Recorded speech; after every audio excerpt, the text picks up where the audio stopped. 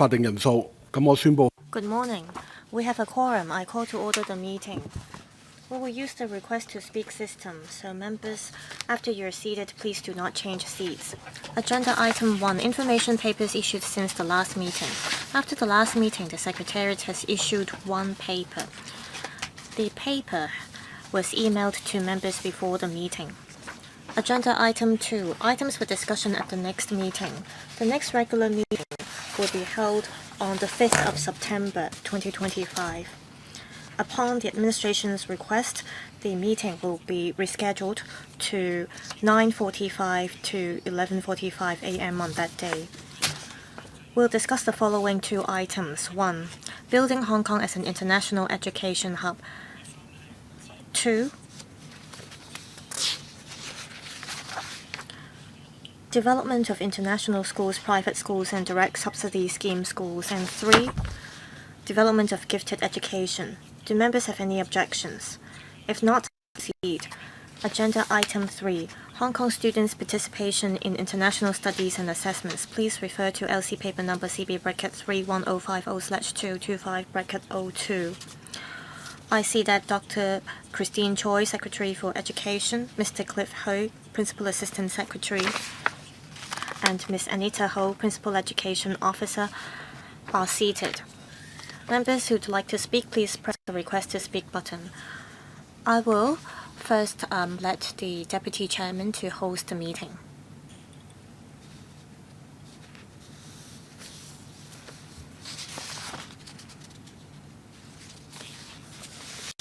Welcome, Secretary. I will first invite Secretary to walk us through the paper. Thank you. Talent is an important force of the development of Hong Kong as well as the foundation of our country's development. As the key to developing talent, Education Bureau has been promoting quality education to nurture talent and enhance our competitiveness. To enhance our education system, we adopt an evidence-based approach to have a full grasp of the performance of local students. We have the territory-wide system assessment, and we make use of the relevant data to assess students' competencies to enhance our education. At the international level, we take part in international studies and assessments, and with an international perspective, we analyze students' performance. We also compare data of students' performance to understand the needs of students at different stages so that we can allocate resources effectively, intervene early, and deploy strategies in a targeted manner to ensure quality education. In Pearls, PISA, as well as TIMSS, our students perform in an outstanding manner, and they've been ranked among the top globally. The results are encouraging, and this shows that we value equity and diversity in our local education.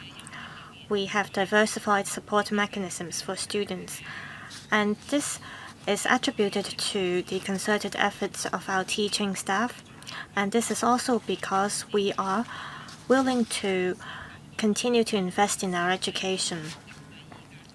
In Pearls, our P4 students have for 4 years in a row ranked top 3 in the world. This shows that our students perform well in their mother tongue reading literacy. In the latest Pearls results, our students ranked the 2nd around the world. In PISA. In terms of math reading, our students aged 15 years old perform in an outstanding manner. It's worth mentioning that in the latest PISA results, in terms of educational equity, we perform in an outstanding manner. We are ranked the 2nd among countries and economies with high academic achievements. This shows that the family socio-economic status of Hong Kong students have a minimal bearing on their performance. We will continue to offer equal education opportunities to facilitate social mobility. According to TIMSS results, P4 and S2 students in Hong Kong have continued to perform in an outstanding manner. They have been ranked among the top 5 globally. they perform above average internationally. This shows that we have a strong foundation in math and science education, and that we have achieved notable effectiveness in our curriculum and teaching strategies. We want to tell good stories of Hong Kong, so the Education Bureau has been actively taking part in international activities. For example, the PISA governing board meetings as well as relevant international conferences. We have been promoting our practices with other countries. At the same time, we have been holding seminars as well as experiential learning activities to enhance the education sector's understanding on international studies and assessments, as well as the literacy of students and teachers. We've also drawn reference from relevant data and studies. We focus on students' reading, math, and science, and we continue to enhance support for our students to reinforce our competitiveness. Reading to learn is a key area, and we encourage our cross-disciplinary support. We also roll out reading grant to encourage schools to hold various types of reading activities to enhance students' interest in reading. Apart from creating a good atmosphere for reading, we also work with cultural and educational institutions and government departments and universities to promote reading. To echo the country's strategy, we have been promoting STEM education, and we drew reference from relevant data to promote reading, and we encourage STEAM for all, and we also encourage cross-disciplinary teaching to encourage students to apply knowledge in STEAM. In national competitions, our students have achieved excellent results. We will continue to enhance support for gifted students with potential. We want to encourage students to build a school-based student talent pool. We want to equip the young generation to be INT talents so that we can cope with the upcoming challenges. The excellent performance of Hong Kong students in international studies and assessments affirms the strengths of Hong Kong's education and the accomplishments of teachers and students' joint efforts. To usher in an era of AI, we will continue to encourage students to have inquiring skills in science and innovative thinking. We want to nurture students with competitiveness who are patriotic. I welcome questions from members. Thank you. Thank you, Secretary. This item will last until 11:30 a.m. We have 5 members who have requested to speak. They are Mr. Chu Kwok-keung, Mrs. Regina Ip, Mr. Lem Chun-sing, Professor William Wong, and Ms. Lillian Kwok. 4 minutes for each member, including questions and answers. Please leave enough time for the Secretary to respond to your questions. Mr. Chu Kwok-keung, please. Thank you. Our students achieved great results in PISA, and we're all happy about that.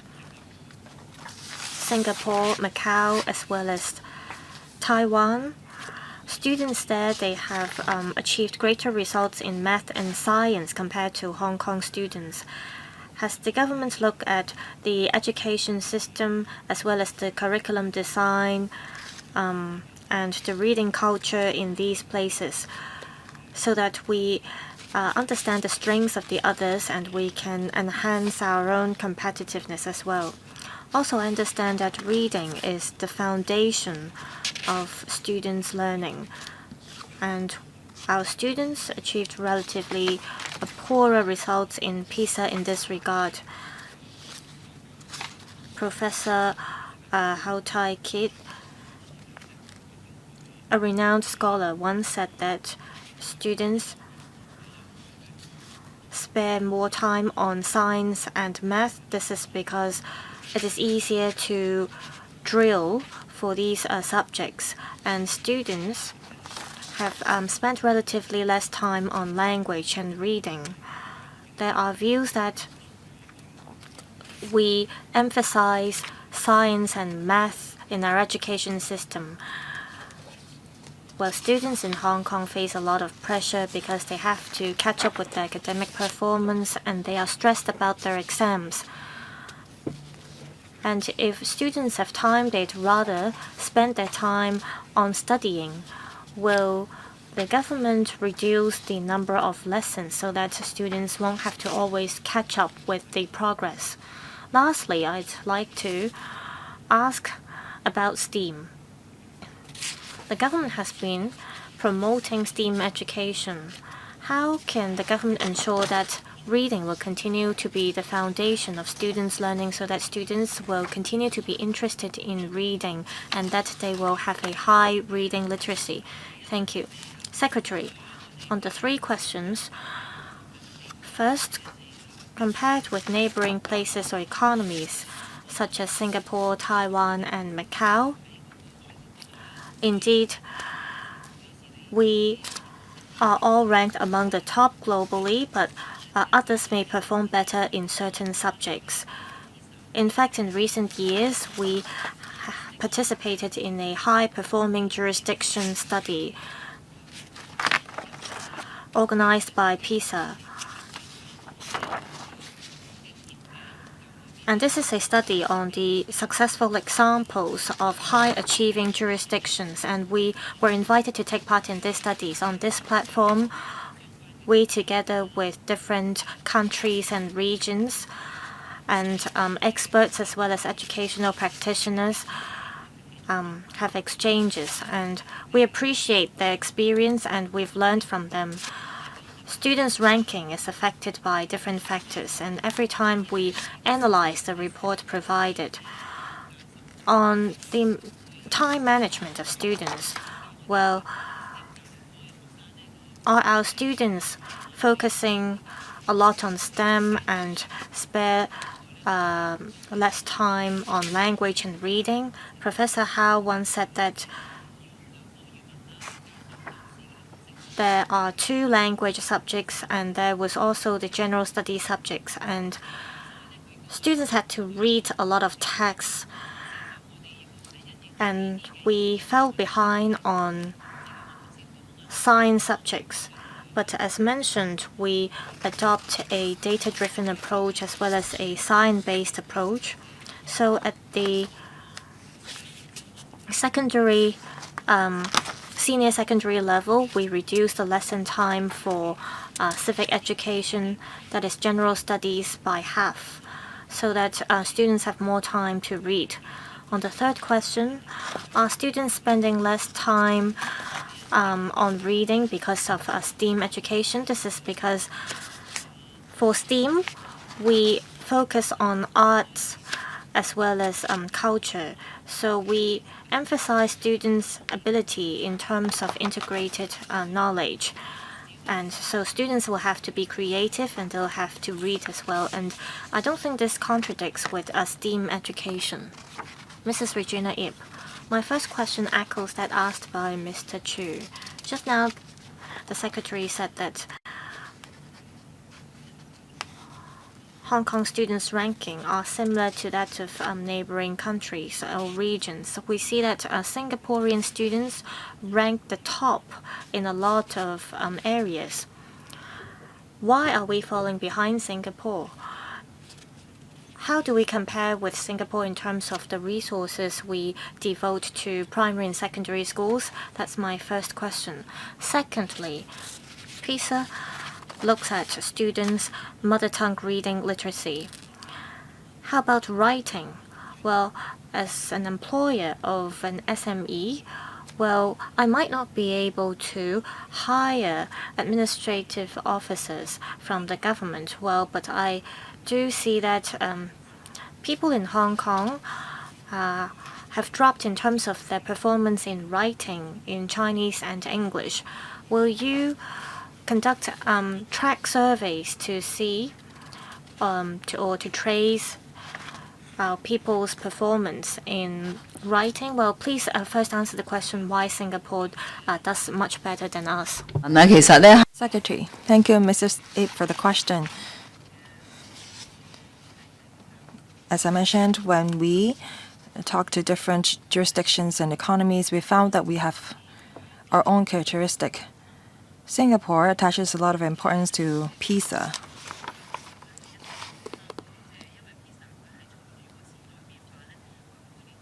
PISA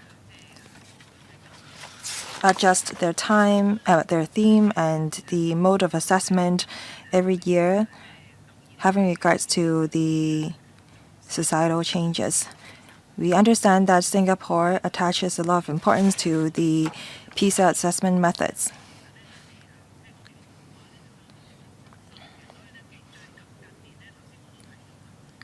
As I mentioned, starting from last year, the Secretary started attending the PISA Governing Board meetings.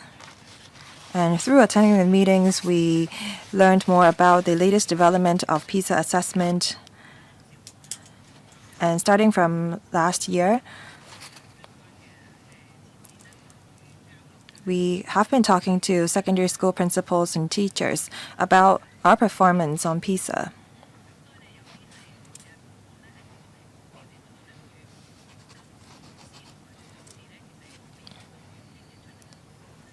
What about pearls and TIMS? Because Singapore performs very well in pearls and TIMS as well. Do we have to ask students to drill? Well, that's not our goal. We hope that the assessment will reflect the average performance of the students.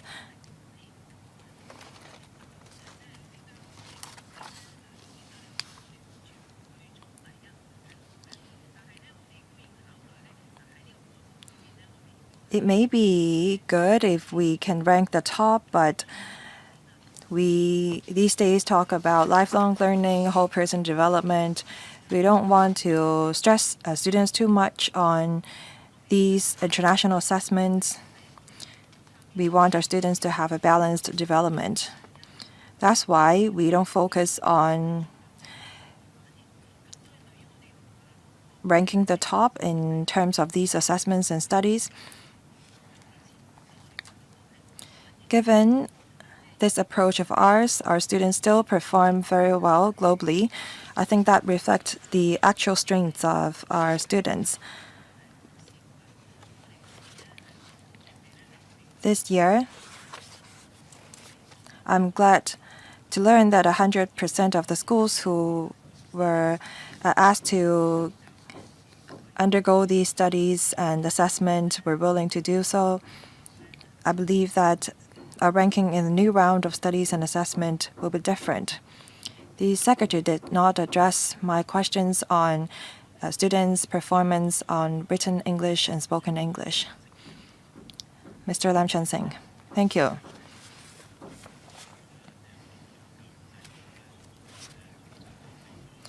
The Secretary said that we don't focus on asking the students to drill the studies and assessments and to get to the top ranking in these international studies and assessments. I believe that these international studies and assessments have certain reference values. However,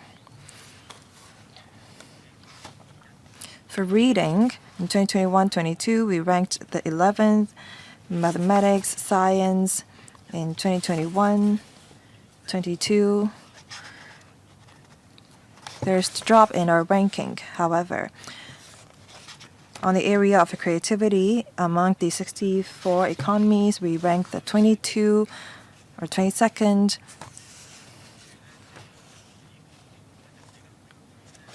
So it seems that it's quite obvious that in 2021-22, during the COVID, our ranking in certain subjects actually dropped. So I wonder if it's because students were affected by the COVID,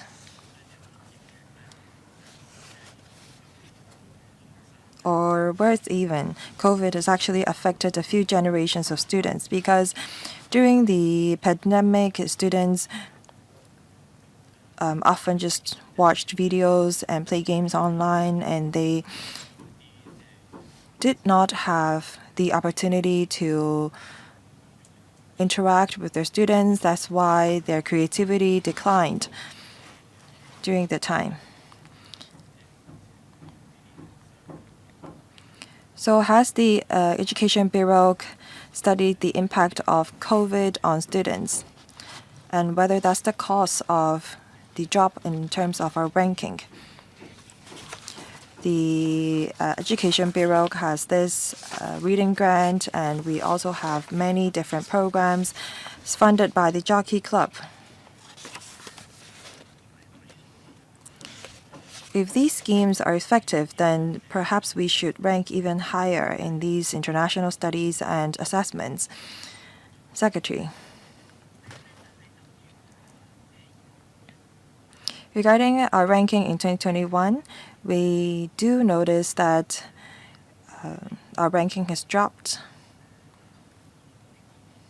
In 2022, our school resumed. I think that by that time, students were still trying to adapt to a normal school life. Our attitude towards these international studies and assessments also affect the ranking on top of the performance of the students. And before the COVID, we had a black clot violence. So I believe that all these factors contributed to our positions. We have stepped up our efforts in promoting reading at school. We promote reading to learn, reading across the curriculum. We also offer a recurrent promotion of reading grant. In the PISA report, it is said that the socioeconomic environment, parental skills are very essential to the nurturing of reading among students, and we need to create an atmosphere that is conducive to that. Now, in terms of creativity, schools principals did not really understand why we ranked so low in terms of reading, so we looked into it, and our expert team actually looked into it as well. The team told us that this has to do with cultural differences. Our students are rather prudent and cautious. The standards of creativity is to be bold. However, our students did not dare proposing ideas that they don't think that it work. That's why their ideas are not that imaginary or creative. So we have to look into the assessment methods, and we shared that among the school principals. Next, Professor William Wong. Thank you, Chairman. I have a question regarding PISA. In 2022, we only got 32 points, and the baseline is 33 points. Am I right? What is that? I'm talking about creativity. I think you're referring to the area on creativity. It has to do with social questions, problem solving, evaluation, idea refinement. Now, in terms of social issues, we perform very well, but in terms of visual presentation, we don't do that well. As we go into the era of AI, we don't rely on text anymore. So I wonder what the government's plan is to improve on this area. Thank you.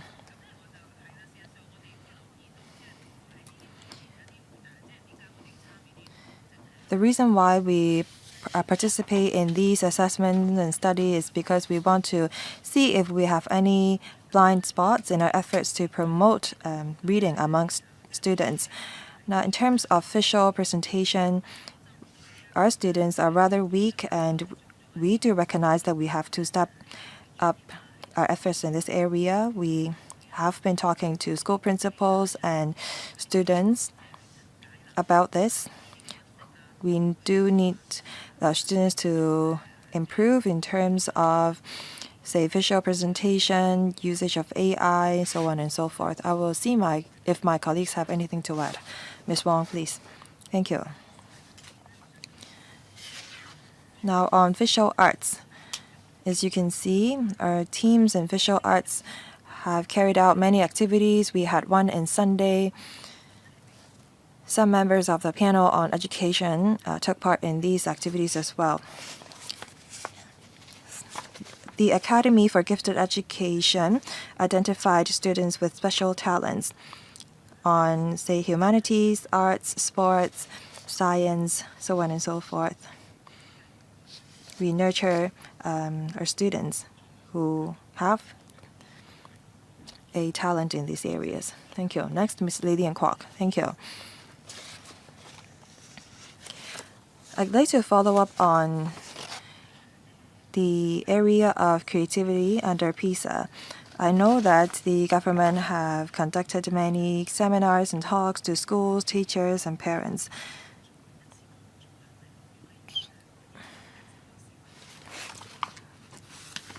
But can we actually improve people's and students' creative thinking by just organizing a talk or seminar? I wonder how many talks you've organized. I don't know how much you've spent, and I wonder what the effectiveness of these talks and seminars is. Regarding PISA 2022 creative thinking, well, I've been a teacher for many years. Arts education can nurture people's thinking. We have to start nurturing children's creative thinking before they reach the age 9.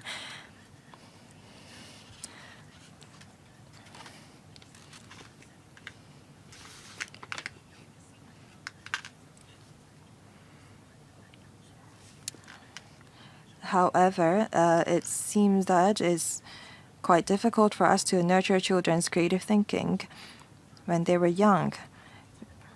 In Germany, their children are very creative because their government banned students from writing or learning to write before they reach 6 years old.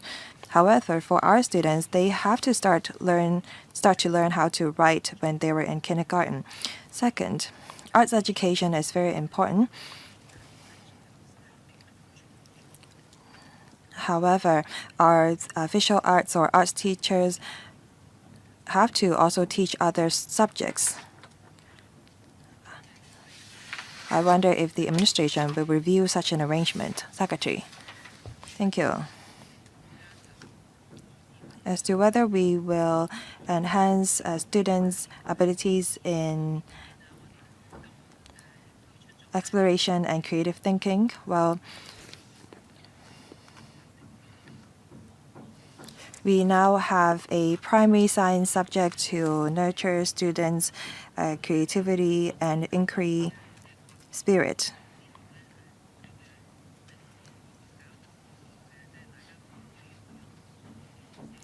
I believe that we will be able to enhance students' creative thinking by having these subjects in primary schools. We also said that for primary 1 and 2 students, we don't want them to go through paper exams. We want our teachers to assess the students' performance through inquiry and investigation learning. As to whether we can't have arts teachers or visual arts teachers just teach one single subject, that's because there are very few arts lessons in a week, and if the schools is rather small, then the teachers won't have enough lesson hours. We want to allow flexibility for schools, and we do want to go for a specialized teaching, but that has to do with the assignment of workload of teachers, and the scale of the schools. Chairman, I have something to add. Let's wait for this next round.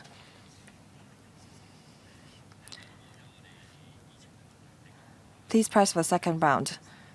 I had 10 seconds left. There wouldn't have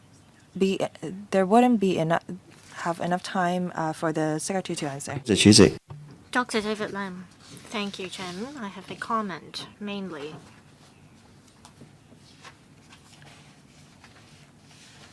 I'm happy to see that at different stages, our students have achieved great results internationally. However, I have a concern. Education is a lifelong matter. Students may perform very well in the first few loops in the marathon, but will they still have the energy to run the rest of the marathon? And also, are all our students performs very well in the local system? We see that a lot of students have left us. Some of them are lying flat, and this is my greatest concern. I don't think our students have to perform very well in international rankings. If they perform well, of course, it's a good news, but at the same time, we have to stay alert. Also, students need the environment to be creative. If they work on drillings every day, how can they be creative? Hong Kong may not be able to offer the best environment for students to be creative. Is it because we have been focusing on rankings, and that's why it stifles students' room to be creative? Secretary, I thank Dr. Lam for the comment. Indeed, we focus on whole person development as well as lifelong learning in our curricula. We don't wish our students to focus on a particular moment or a competition. We want our students to be a better self. We want them to compare with themselves. So in our education system, we want to take care of students with different needs so that each student can, based on their strengths and interests, give full play to their potential. Well, Dr. David Lam offered a very good reminder. The reminder is very important to our society. We notice that schools in Hong Kong have been trying to strike a balance between ensuring students' learning effectiveness as well as basic competencies and relieving their stress. I see that schools have been working very hard. In terms of boosting students' creativity, I think it's crucial to allow students to be imperfect and not to always achieve excellence. Professor Priscilla Leung, the secretary just now said that students do not know how to be creative when answering questions or taking exams. And I think this is a shortfall or a shortcoming. I think we have to understand that we are in the era of AI. In 1987, I went to mainland China. Or rather, I should put it this way. In 1988, I took part in a so-called survival camp. I was penniless for 7 days, but I had to survive. I went from Beijing to Hangzhou. We had to resort to all means to survive. Some did busking and some washed dishes in a noodle shop. In year 2000, I myself created a China law report. It was something very imaginative and innovative because there were no such cases in China.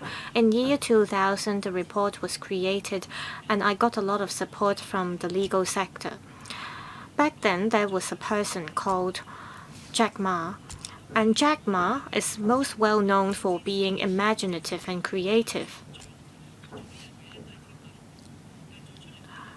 we had to be imaginative to implement this project.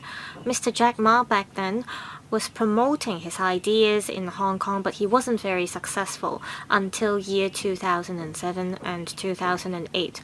So we have to encourage our children to be imaginative.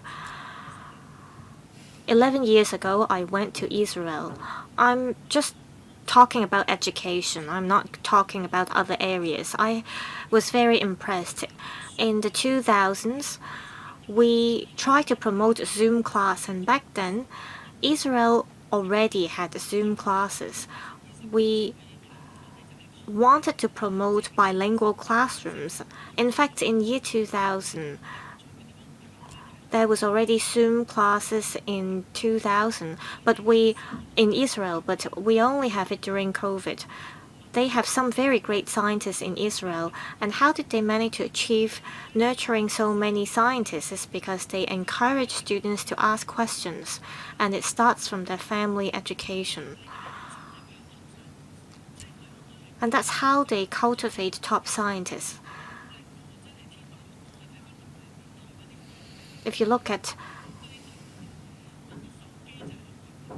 directors of sci-fi movies in the 1960s, they imagined each person to have a mobile phone, and this reflects the reality now. So I think we should not encourage our students to be perfectionists. I'm not saying that our students should not pursue A's. If they truly love these subjects, they can, of course, try their best to get A's. But I think we have to be bold. We have to talk to our parents, and our parents need to tell stories to their children. We have to accept that our students might fail sometimes. Well, allow me to finish this point. I know a student who found a very good school in Singapore, and he achieved great results in various areas, but at the same time he failed in other subjects, but he won a lot of awards. Secretary, I agree that we should allow room for students to make attempts. They should have high expectations on themselves, but at the same time, we have to tell our parents that they need to support their children so that our students have room for development. Mr. Benson Look. Chairman, I am rather concerned about our students' reading literacy. According to paragraphs 5 and 6 of the paper, it is mentioned that our students have attained high international benchmark in terms of their reading skills and literacy. And according to the paper, our students' family socio-economic status does not have significant influence on their reading literacy. So my first question is this. While our students have achieved great results in terms of their reading literacy, can the administration give a summary on our success and what can we do to improve students' reading skills and literacy? Also, libraries are important to students' learning and reading literacy, and our librarians can do a lot. Paragraphs 26 to 29 of the paper mention a number of schemes and resources devoted. Well, in the era of AI, many students, they opt to seek AI support if they have any questions instead of reading. So I want to know if there are any ideas to help students read and learn in the era of AI. Secretary.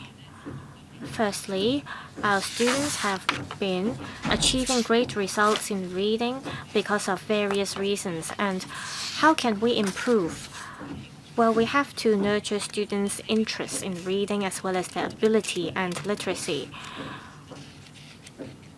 In our language education, we strive to enhance students' reading literacy. For example, we cover reading strategies as well as long text and short text reading. So we train our students to read different types of texts. This is part of our curriculum. Also, inside and outside classes, we have to nurture our students' habits in reading, and reading is an important foundation for lifelong learning, so it is crucial to cultivate students' interest in reading.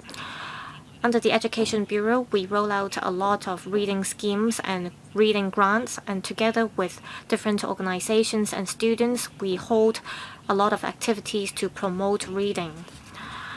We also promote parent-child reading. Secondly, with the development of AI, how can our libraries do better? School libraries are different from public libraries. School libraries have to support students' learning. We have AI teaching nowadays, so libraries support schools to teach with AI, and they also support students to learn with AI. I have visited some school libraries myself, and they have been incorporating AI elements into their libraries. I believe that with the development of technology and with cumulative experience gained by schools, AI will become more and more common in schools. Now it's my turn. I noticed that recently there is a movie from the US. A student was encouraged to read, and he ended up become a very outstanding neurosurgeon.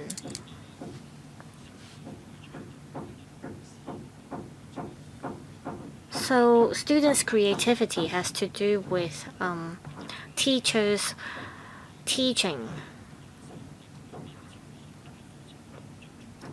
Understand that the Education Bureau has a strategy to train up teachers. How will the Education Bureau encourage students' creativity through the help of teachers and parents? I think we should not focus on just the figures, because our education system is great. It's just how can we step up support? Secretary. Teacher is an important part for students to achieve great results in international studies. To encourage students to be creative, teachers serve as facilitator as well as a guidance for students.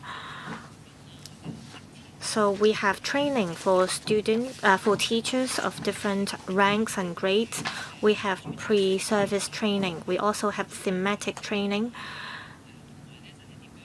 on reading literacy.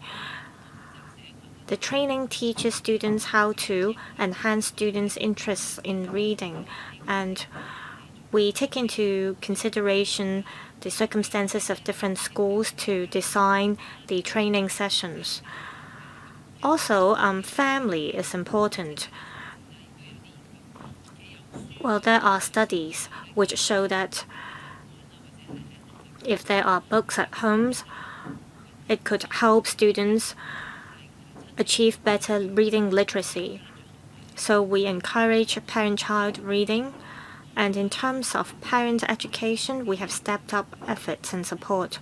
So we will continue to allocate resources to enhance parents' participation so that we can create a good environment for students to read at home. Mrs. Regina Ip, 2 minutes. Thank you, Chairman. Can we also track students' performance on writing in Chinese and English?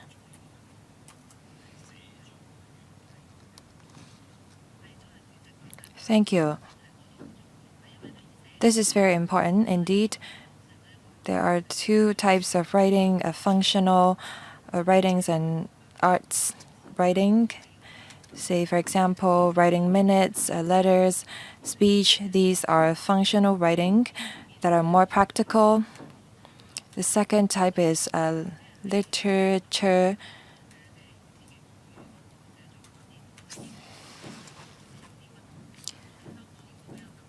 We adopt different approach in training students to write in English and Chinese. And we do have also Chinese literature and English literature subjects in schools.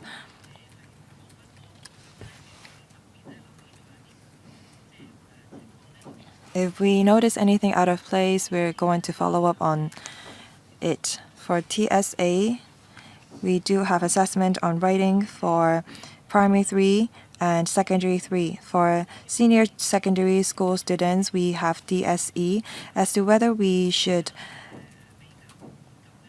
conduct study on senior secondary school students' ability in writing, we will look into it.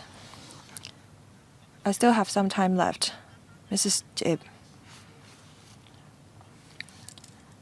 Apart from practical writing, I think that we have to integrate it with literature writing, because in the chief executive speech, he quoted a lot of poems. Thank you. As social media is very popular these days, students may not be used to writing complete sentences. They often reply with a single word, and their thinking is rather jumpy. I think this also has to do with the social changes. Ms. Lillian Kwok, teachers should be our role model. We should try to achieve education equity as well. I talked about nurturing students' ability in creativity or creative thinking. The Education Bureau has not addressed my question. I wonder if we will have a systematic approach on such training. Thematic projects, inquiry, investigation, learning are not how we can improve students' creative thinking.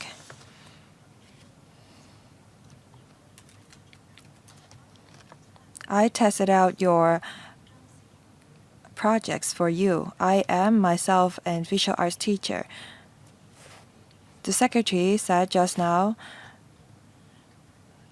that they are not able to go for specialized teaching for visual arts subject because of the circumstances of different schools. But I do think that you have to try to achieve that. Many children before the age of 6 are in kindergarten.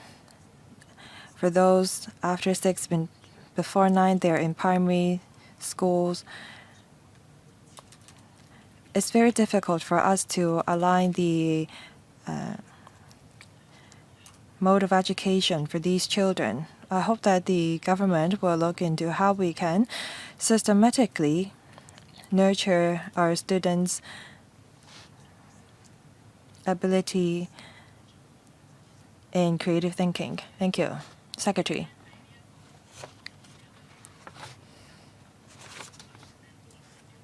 Under the 9 generic skills, creative thinking is one of them.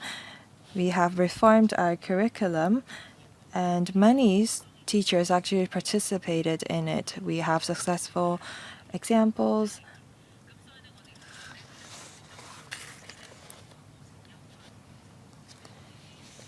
As we improve our curriculum, we do have to be creative. We also have to allow students room to develop. There are 3 C's: communication, creativity, and critical thinking. These are the skills, generic skills that we focus. The 9 generic skills cover 8 different learning areas.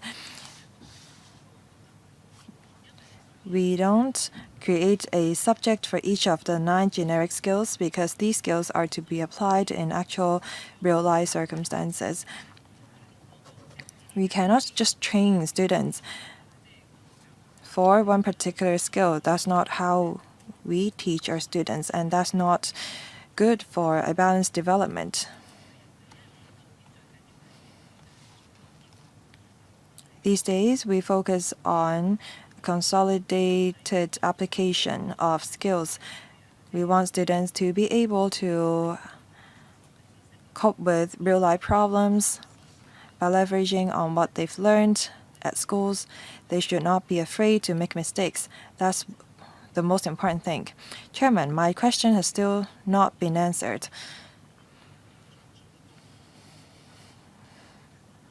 I do know that we need to strive for balanced development, but I also noticed that our students' creativity has been declining.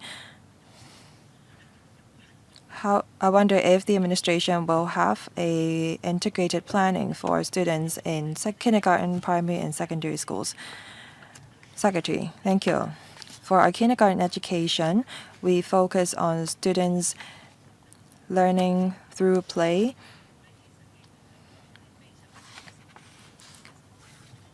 We focus creativity in kindergartens, starting from junior primary schools. We have a science subject, and we also focus on inquiry and investigation learning. That's why we don't encourage written exams in junior primary schools. I have one last comment to make. The figures tell us that our students' creativity is declining. I hope that the government will look into the problem. Chairman, I don't agree with what Ms. Hawk said. Our students' creativity is not declining. I wonder what figures she has. If she just quote from the 2022 figure from PISA, that's not fair because, as I said, we cannot just rely on a single number to assess our students' performance. Dr. Lee, 2 minutes. Thank you, Chairman.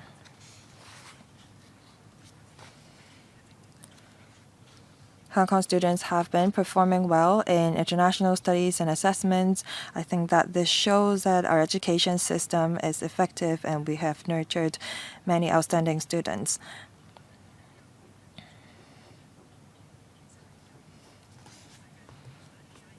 We are now going into an AI era. We need to make sure that our students can be equipped with the skills that are needed in the future.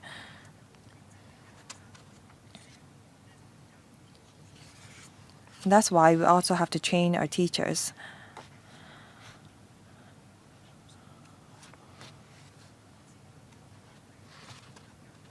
I know that teachers are faced with much stress. How can we update the courses that we offer to teachers so that our demand can be met as a society as a whole? I think that's the most important thing. Secretary. Thank you. Teachers' quality is essential to nurturing outstanding and high-performing students. That's why we have reformed our training courses and curriculum for teachers. In the past, we only have professional development guidelines for teachers asking them to, within 3 years, accumulate 150 professional development hours.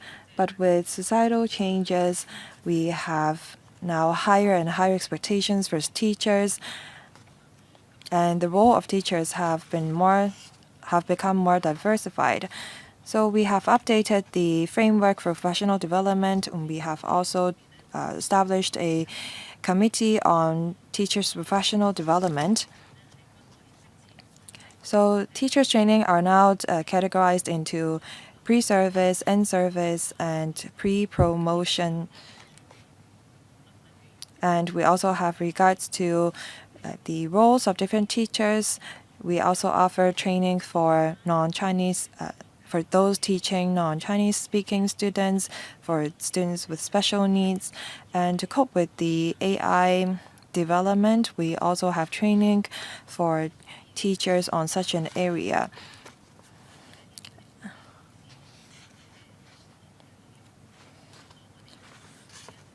We have been working with teachers or education university on how we can improve the curriculum and the programs. We need to make sure that our teachers know how to make use of the latest technology and be creative enough to draw up different school or class programs. We also observe our teachers in class. We form learning circles for teachers because different teachers face different students. Even though they may be teaching the same subject, they face different students, and as a result, they may have different methods or adopt different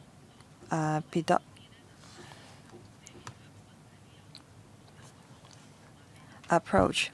There are many different ways to deal with the same problem. Teachers may have different strategies to solve problems. All these have to do with the ability and the time they devote in their relative specialties. Last, Professor William Wong, 1 minute, please. Thank you. I'd like to ask about the PISA, because the secretary said that PISA is for reference only. However, media and the community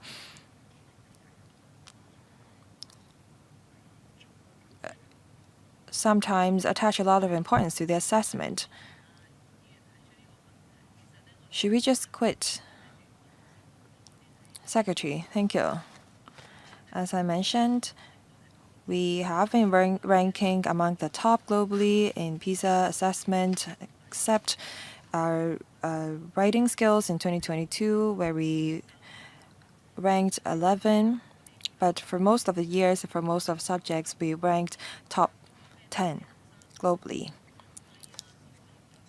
Media often talks about how not confident our students are, how not creative they are.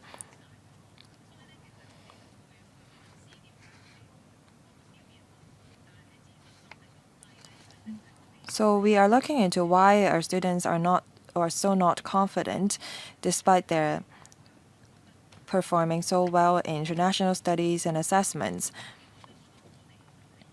I think that's something that we as a society have to look into. I know that we all want to strive for excellence, but at the same time, we have to encourage students to focus on the progress that they make and to recognize it. It's true that our students are not confident and they are harsh on themselves. Thank you. Let's move on to the next item. 4. Latest progress of promoting digital education in schools. Please refer to CB bracket 31050/2025 bracket 04. I will ask the government representatives to enter. Members who would like to speak, please press the request to speak button.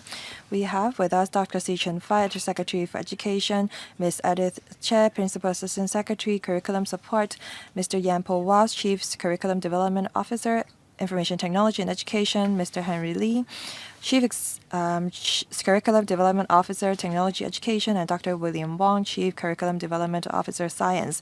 Undersecretary, over to you. Thank you, Chairman.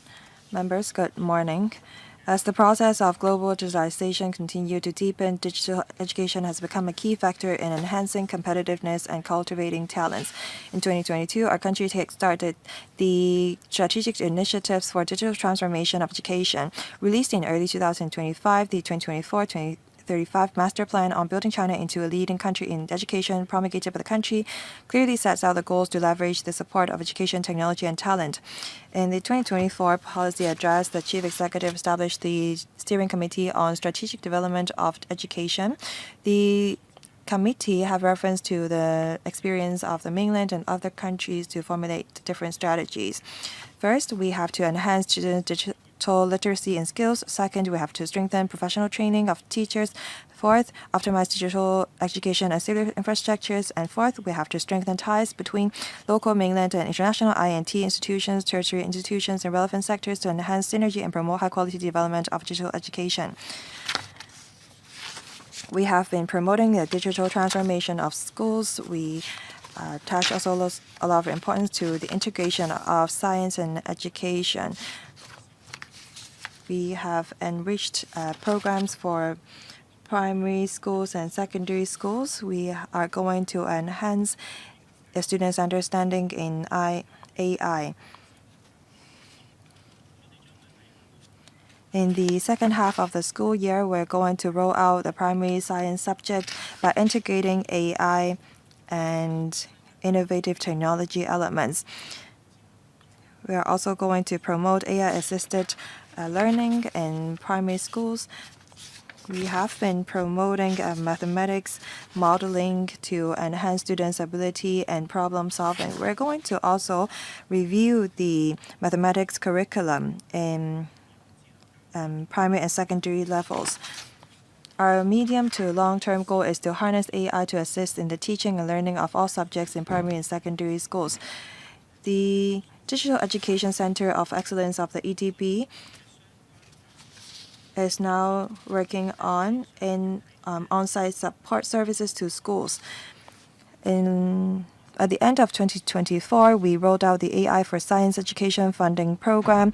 There are more than 220 public-funded schools participated. Each of the schools received one-off funding of $100,000. Through various programs, we want to allow schools and teachers to exchange their experience. Now, in terms of pre-service training, the education universities have been enhancing the AI elements and technology elements in their program. We have been promoting technology for good. That's why we have improved and updated the information literacy for Hong Kong students' learning framework to teach students how they can make use of technology. Now, in terms of improving education infrastructures, we have been trying to promote education equity. The Hong Kong Education City has been providing support for the implementation of digital education in primary and secondary schools. We have been offering an online learning platform for AI and computational thinking, roll out relevant courses, and launch a webpage featuring expert lecture videos. In phases, students will be able to purchase e-textbook, and subsidized schools will be able to receive funding under the Quality Education Fund for 3 years. Schools have been working with tertiary institutions to roll out courses and programs for teachers so that they learn more about AI, and we have been also working with mainland experts so that the younger generation know more about the achievements of our countries to enhance their national pride. In terms of international cooperation, we have been participating in various events. In May this year, the Permanent Secretary for Education participated in the 2025 World Digital Education Conference held in Wuhan. The Secretary for Education attended the 7th Asia Pacific Economic Cooperation Education Ministerial meeting held in Jeju this May. We have delivered a speech in the thematic sections. In this week, we are going to organize the first Digital Education Week. Events include the Learning and Teaching Expo to share insights on INT education. Under the leadership of the Steering Committee on Strategic Development of Digital Education, we will work with different stakeholders to enhance digital education in schools in Hong Kong. That's all for my presentation. I welcome questions and comments from members. Thank you. 咁因為頭先個話 Well, we spent longer time in the previous agenda item. We still have 1 more hour for this meeting. I will give each member 3 minutes, including questions and answers for this item. Well, members, please be succinct. Mr. Michael Tin, Mr. Lam Chun-sing, Mrs. Regina Ip, Mr. Chu Kwok-keung, Mr. Dennis Leung, Professor William Wong, Ms. Lillian Kwok, Professor Priscilla Leung, and myself. Mr. Michael Tin. On the 25th of May, I moved a motion. I hope that the government can ride on the trend of AI and roll out a reform on the curricula of primary and secondary schools in Hong Kong so that there could be AI everywhere. There should also be strengthened training for teachers, and the motion got a lot of support from members to incorporate AI into each subject. Well, how can we gauge the effectiveness and how can we ensure real incorporation of AI into our curricula? I think we should consider integrating digital education into the TSA for primary 3 and primary 6, as well as secondary 3 students. In the past, students focused on drilling, and it stifled students' room for learning. And now we have seen a reform and improvement. We have the following suggestions. We hope that there could be an assessment on students' basic competencies as well as digital literacy in TSA. Well, I understand that the Education Bureau will have to think of ways to assess students' performance if we introduce new areas for TSA. Also, for the mathematic assessment in TSA for P3, P6, and S3 students, we can think of ways to reform the assessment. We should include new elements. For example, we can assess students' digital literacy in the TSA. Will the Education Bureau accept this challenge? Who will accept the challenge if that's the case?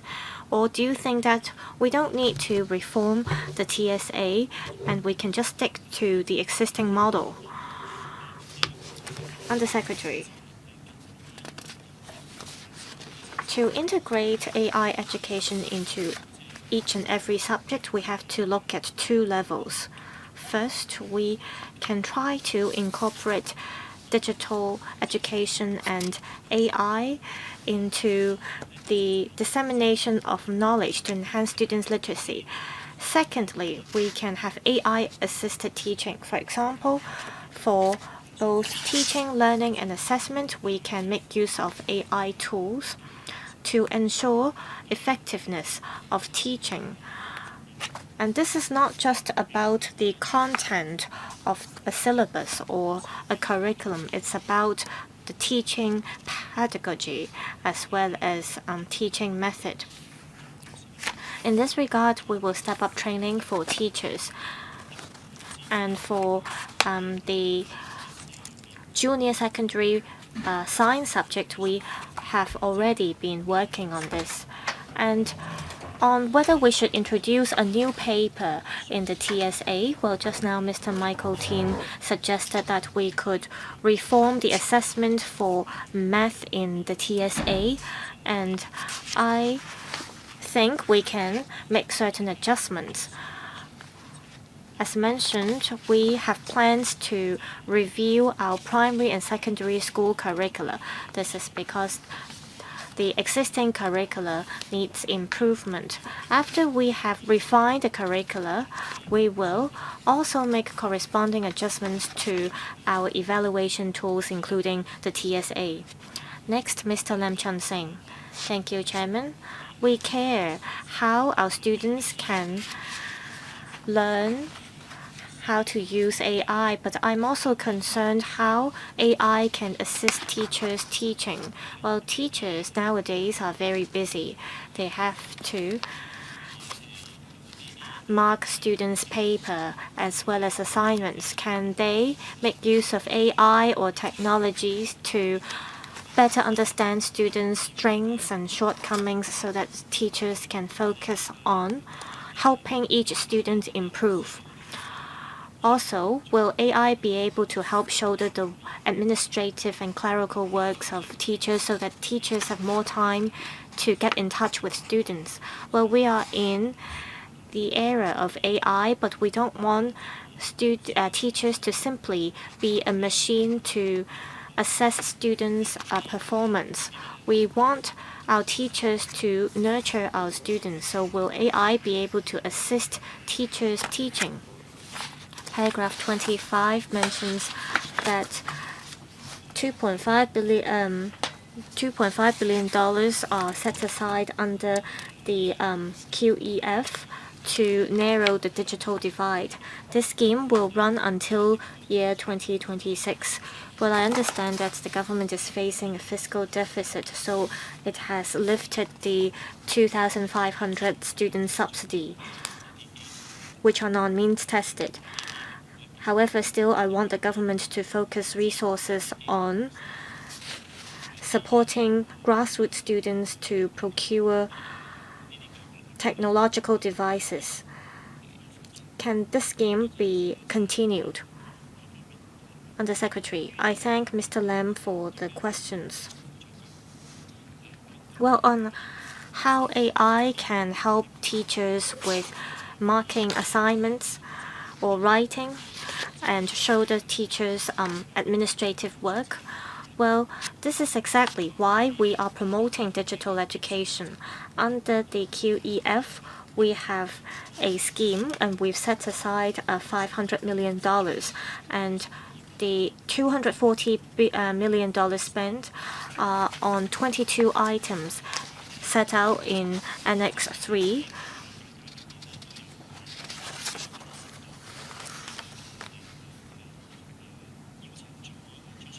We've invited tertiary institutions as well as INT institutions to help develop certain projects and items.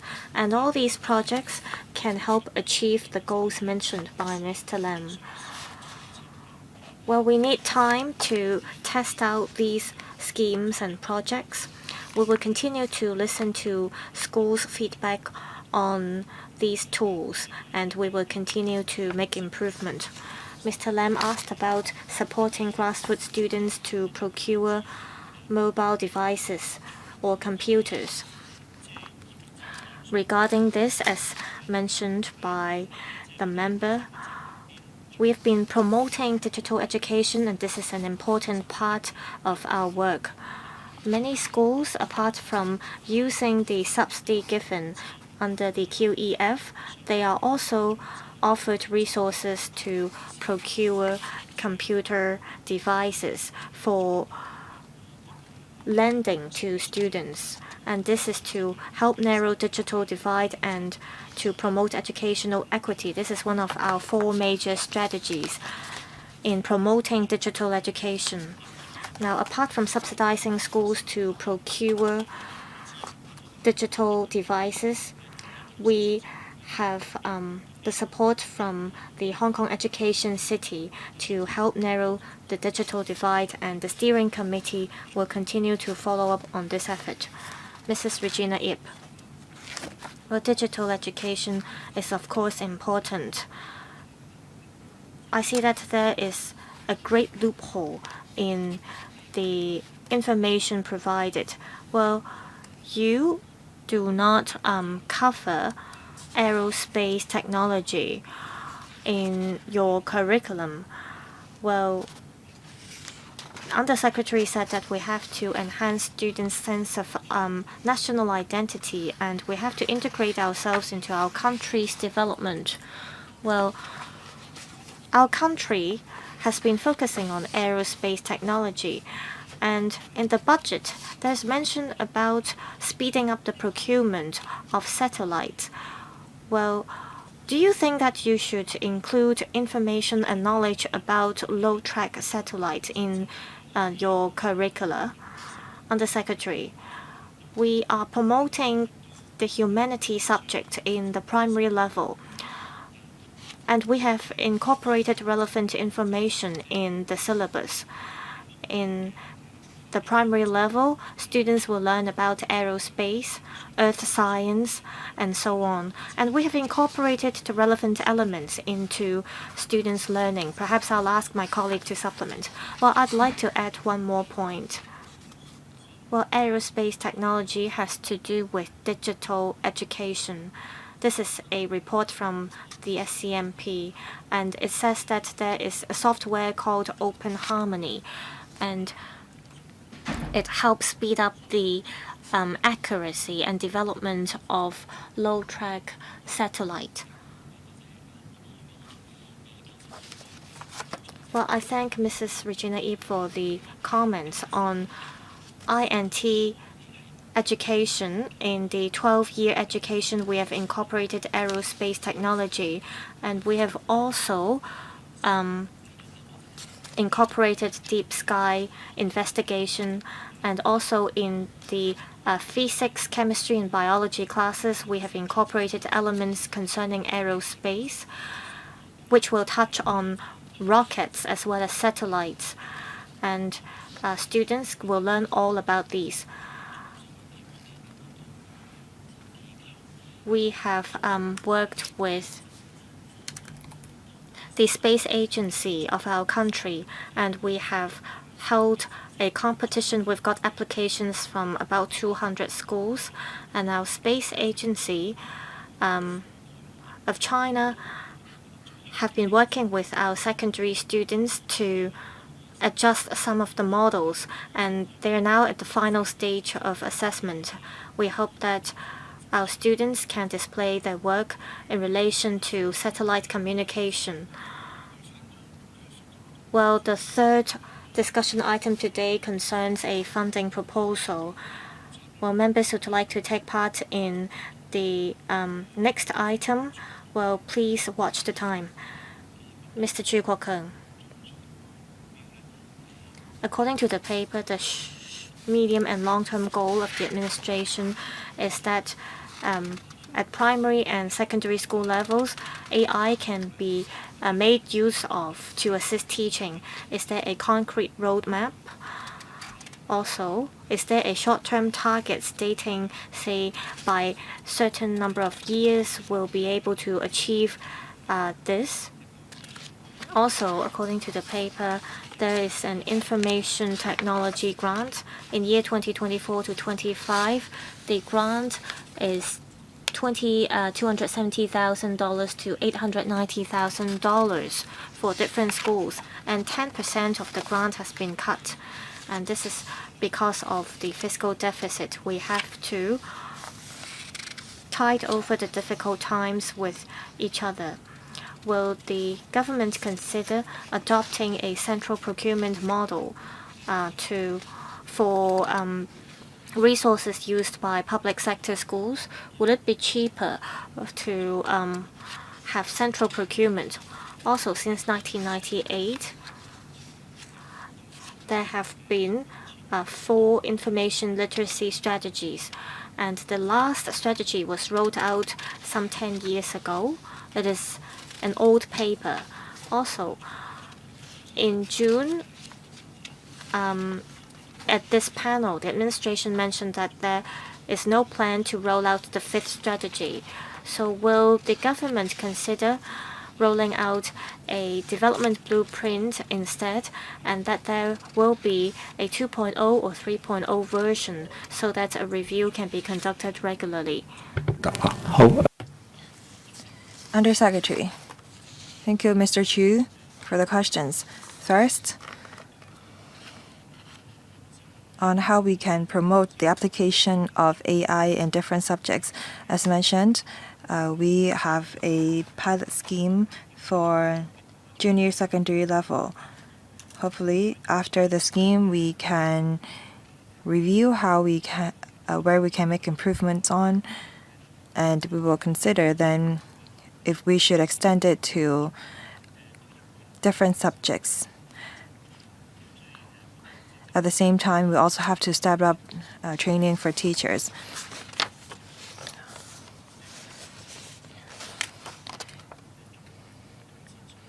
We'll try to extend the application of AI to more subjects as soon as possible. Apart from the relevant subsidy schemes as mentioned, we also have a e-learning ancillary facilities programs funded by the Quality Education Fund. Under the program, schools will be able to test out different devices without paying. And we also have this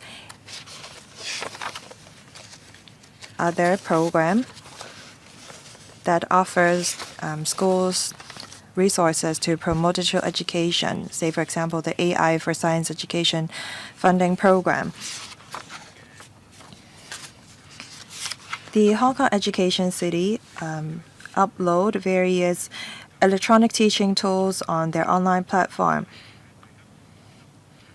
The Education City also helps schools to procure devices and systems on a centralized basis.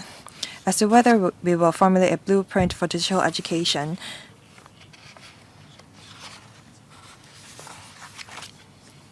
as I mentioned, we have already set out the 4 strategies and 4 key focus areas for digital education.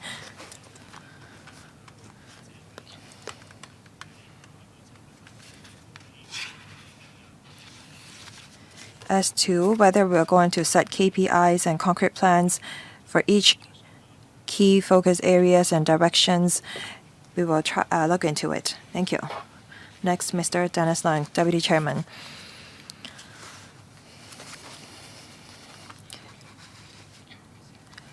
Some 20 years ago, in 1999, we used to teach IT 394. We asked teachers to be equipped with IIT knowledge. Some 20 years have passed. We're going into the AI era. I wonder if we will have such similar requirements for teachers. I have some questions to be asked on behalf of Mr. Tang Fei. He asked if we should learn from the mainland to formulate and establish a centralized AI platform to nurture students' skills in that, and will we define AI literacy? Thank you. Under Secretary. Thank you, Mr. Leung, for the questions. On teacher training, we have been working on it. We have quite a number of teachers in Hong Kong, and AI tools and technology advances very rapidly. The Education Bureau has organized many different training programs for teachers, and we worked with different IAT institutions as well. We, at the same time, encourage schools to offer training to their teachers. For participating schools of AI for Science Education funding program, we encourage them to offer training and trial lessons for teachers, as we have tens and thousands of teachers in Hong Kong. It will be difficult for us to reach out to all of them. We recently organized an AI course attended by a few hundred teachers. If we are able to cater to just a few hundred teachers in a class, then we have to organize many of them to cater to the needs of all teachers. In the future, we aim to apply AI across different subjects. So we should not, just focus on IT teachers. In the future, we believe that teachers of all subjects should know how to apply AI in their teaching. Through online platform, self-learning platforms, teachers will be able to acquire similar skills.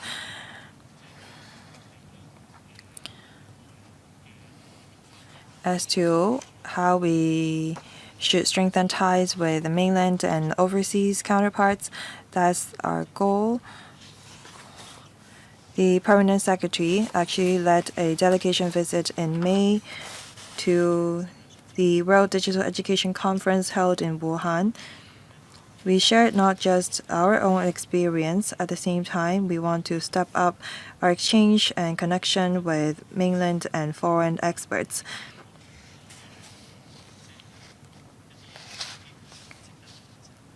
There are many good practices on the mainland that we should learn from. Next, Professor William Wong. Thank you. I'd like to congratulate the Education Bureau. I participated in the Learning and Teaching Expo. It was very successful. I fully support the policy of the Bureau. All along, I have been concerned about the mathematic performance of students.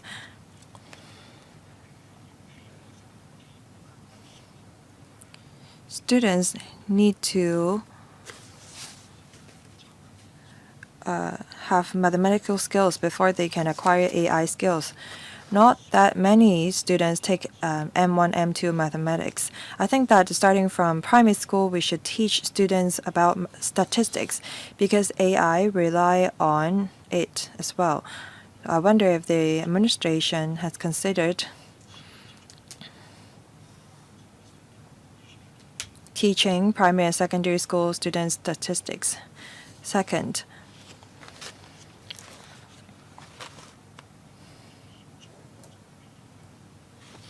in the future, humans will have to work with machines and robots.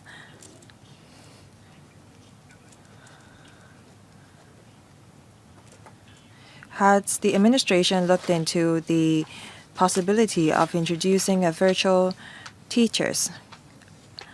As we work, we are now open to working from home. So will we allow students to learn from home in the future? Undersecretary, regarding the extended curricula of mathematics, well, there have been more and more students choosing such a subject. As we have decreased the number of core subjects, more students actually choose these electives and more students choose to take the extended mathematics subject. The member talked about statistics and whether we should reinforce such an element in the mathematics subject. Now we're working towards this direction. As mentioned, we are going to review the primary and secondary mathematics curriculum. At the same time, we will strengthen the learning of mathematics model among school students. The Chinese University and the Fudan University are going to co-organize a competition. By learning about the mathematics modeling, it will enhance students' creative thinking. In building mathematics models, there is often not a model answer. Students have to think about, say for example, how they can play the largest number of games in a theme park by choosing the best possible pathway. This is how we can strengthen student skills and problem solving. On collaboration between humans and robots,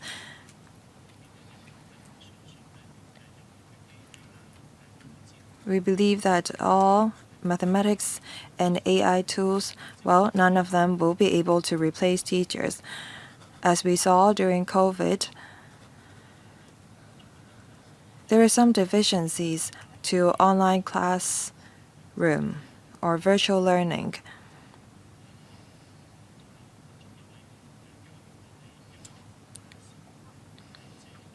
because learning and teaching is about influencing each other. It's something that involves a human touch. So I believe that mathematics and AI will only be here to assist teaching. I know that the mainland has promulgated guidelines on the use of AI, and it is stressed that teachers should not replace their teaching with AI. That's what we believe in as well. Thank you. Next, Ms. Lillian Kwok. Thank you. I'd like to follow up on the role of teacher.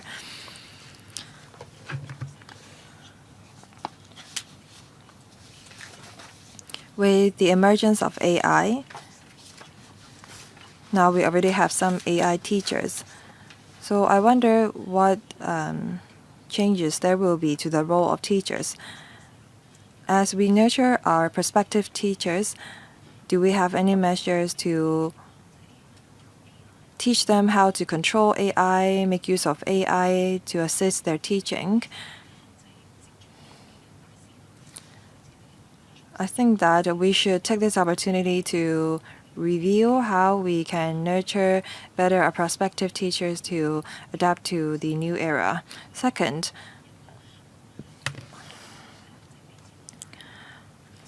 there were members who asked if we should have a centralized procurements for services for teachers, or schools.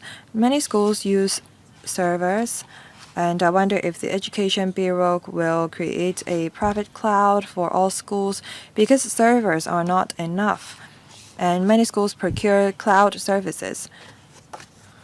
The LLM and IP may be in other countries, so I wonder if the Bureau will procure private cloud for all of the schools. Third, on core values, apart from training students, how we can also identify gifted students. Many students were able to enter university at the age of 15, and in other countries, it seems that we are lagging behind. Now, on creative thinking, on ethical relationship between humans and robots, and information literacy, so on and so forth, I wonder if the administration will formulate the kind of skills and ethics that students should have. Undersecretary. Thank you. On the first and fourth question, they concern the roles of teachers as well as the values education. I think they are both interrelated. Perhaps I can give an overall response. We are currently making plans to give advice and good practices on how to use AI to assist teaching. We are drafting the relevant papers for the reference of schools. We hope to offer a guide to schools so that we can better achieve the goal of having AI-assisted teaching. On students' learning, well, as mentioned, we have updated the information literacy for Hong Kong students' learning framework. It stresses values education under this framework. It includes ethical issues and moral controversies involved in using AI. This framework will enable teachers to better teach students how to make use of emerging and new information technologies. Now, on gifted students, we attach the importance of nurturing gifted students. We have been working with the Academy for gifted students as well as the Cyberport. We have tailor-made some programs for gifted students, and we are arranging for these students to take part in international competitions as well as study visits to the Greater Bay Area to enrich students' experiences. Now, on procurement of services, including cloud services, we will explore with the Education City. In the Digital Education Week, the Education City, together with 10 odd INT organizations, we have signed memorandum of cooperation. And we will step up collaboration with INT organizations. We hope that through the promotional efforts made in the Digital Education Week, we can strengthen cross-sectoral collaboration. I think the Undersecretary missed out on the part about hardware. We hope that the administration can serve as a gatekeeper. We don't want the IP of different servers to go to the US. Undersecretary, well, this has to do with cybersecurity as well as information security. We will remind schools about this.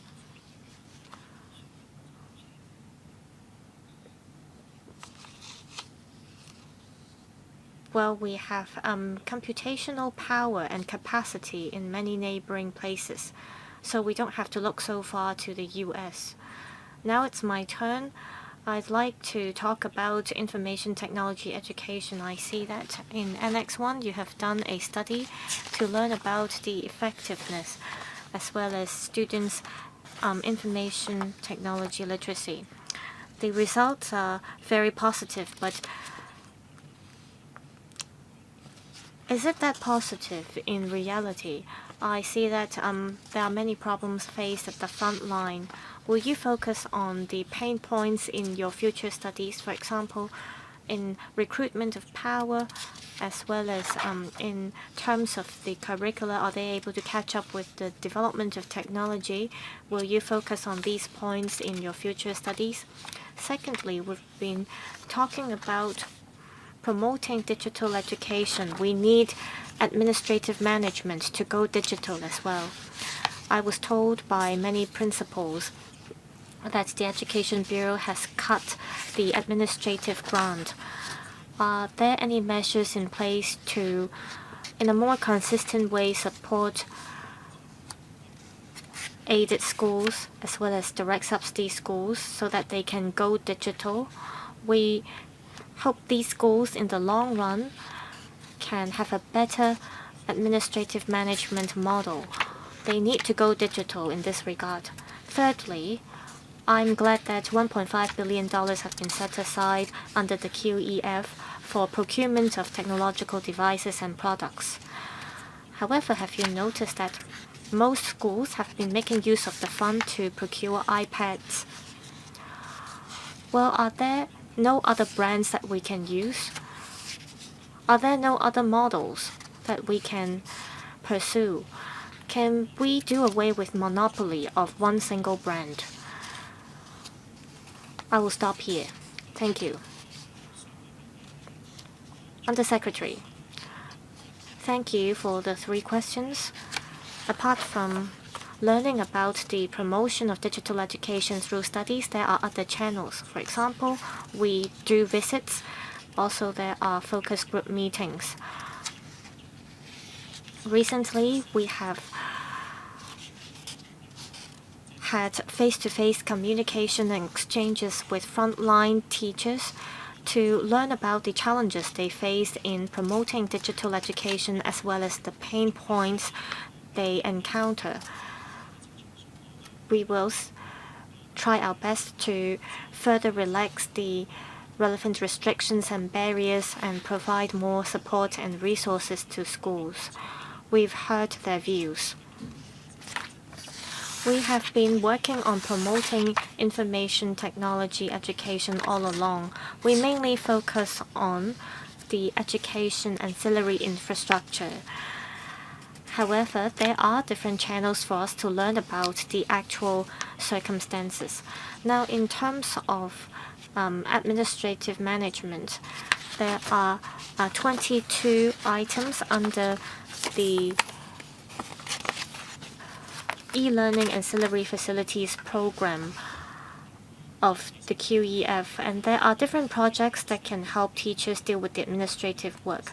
In the past, we have wet stamps, and now we have cloud stamps, and we have included different AI tools under the systems. This is because schools often have to submit data to the Education Bureau. For example, recently we have introduced a new function. Through the use of AI, schools can come up with different timetable schedules or rosters. In the past, schools had to spend a lot of time on this. If schools can make use of this tool, they will have a lesser burden on their administrative management and work. Now, on tablets, we are not just restricting ourselves to one brand or one type. There are many different types of tablets that are much cheaper than iPads, and they still meet the BYOD target. I don't think our students need to necessarily use expensive iPads. I will talk to schools as well as school councils, so to encourage them to purchase different brands. Well, to narrow the digital divide, we cannot only rely on the government. We have to leverage on market forces. Dr. Teck Chi-yun and myself had met with about 50 grassroots parents. Well, they cannot afford to buy an iPad that costs a few $1,000s. So I am concerned about this. Professor William Wong, 1 minute. I'll be quick. I know that the government is working on mathematical modeling. I hope this can be promoted in the primary school level too. Second question. It seems like you are still sticking to the traditional way of teaching, but you are resorting to AI tools to help with such teaching method. However, can we have new teaching methods? For example, we can have the integration of virtual teachers, human teachers, as well as human students. These three parties can exist at the same time in one space. If we stick to classroom teaching, we may not be able to yield the best results even if we use AI. So this is a question that we can think about. Undersecretary. Chairman, I'll give a brief response. On the first question, we are planning to promote mathematical modeling in primary school level. Secondly, all along, we have been adopting hybrid teaching model. We have had a flipped classroom, for example. Students may prepare for the lesson and at home, and when they are in class, they can follow teachers' instructions to complete certain missions and tasks. This has been done for a long time at schools. Well, with AI being more common and with the emergence of more digital tools, we can explore new teaching models and methods. Thank you. Now we have come to agenda item 5, startup loan for the Hong Kong Metropolitan University. Please refer to LC paper number CB bracket 3 1050/2025 bracket 05. This is a funding proposal. All members of the Legislative Council are invited to take part in this item. According to paragraph 83A of the rules of procedures, if you have any direct or indirect pecuniary interest in relation to this item, please disclose the nature of such interest before you speak. Attending this item, we have Dr. Jeff C., Undersecretary for Education, Mr. Casper Ng, Principal Assistant Secretary, Professor Liu Yu-hong, Senior Advisor to the President of the Hong Kong Metropolitan University, Professor Charles Kwong, Vice President of the University, and Mr. Raymond Chiu, Director of Finance. Thank you. I'd like to brief members on the startup loan for the Hong Kong Metropolitan University. That is amounting to $1.31748 billion to cover the cost of the proposed new campus at Shenxing Street in Ho Man Tin of the Hong Kong MU. The Finance Committee in 2001 rolled out this startup loan scheme to provide resources to tertiary institutions to build their campuses. In 2024, December, the Education Bureau rolled out the new round of application. The Subcommittee on Support Measures under the Committee on Self-Financing Post-Secondary Education assessed the applications, and after considering the Hong Kong MU applications, the subcommittee proposed to approve the relevant loan application. The Hong Kong MU has been working towards developing its education, and that's why there are more and more students. The per student space is just 4.6 square meters, which is far lower than the average level. It is expected that the student population will grow about 2,300 in the 2034-35 academic year. With the new campus, the space of the campus will be increased by 40%. The new campus will be of 19 stories, of about 31,000 square meters, accommodating some 31,000 students. We believe that the cost will be around $3.1 billion, could be commissioned by the end of 2028. The position of the new campus is the hub of community health and wellness, which is in line with the positioning of the Hong Kong MU. It is strategically located at the intersection of two existing campuses. The Hong Kong MU plans to build two footbridges connecting to the three campuses. The footbridge will be open for the public with a view to enhancing pedestrian safety. The Hong Kong MU has offered sufficient collateral to support their loans. If approved, the loan will be disbursed from 2025 to 2028-29. The government will forego about $425.4 million in terms of interest. No recurrent financial implications will be involved. With the consent of the members, we intend to submit the proposal to the Finance Committee for approval in September 2025. We have with us representatives from the Hong Kong MU to answer members' questions. Thank you. I think that I have to extend the meeting by 15 minutes at least. I'll read out the names of the members who have pressed the button: Mr. Dennis Lang, Mr. Chu Kok-kun, Mr. Lillian Kwok, Mrs. Regina Ip, Mr. Lam Chen Sing, Professor William Wong, Dr. David Lam, and myself. Each member will have 4 minutes, including question and answer. First, Mr. Dennis Lang, Deputy Chairman. Thank you. Hong Kong MU is the first University of Applied Sciences, so I support the approval of this non-interest-bearing loan.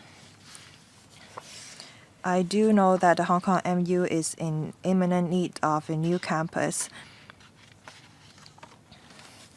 I wonder how Hong Kong MU can repay the loan in 10 years' time. What strategies do they have in order to meet the relevant goal?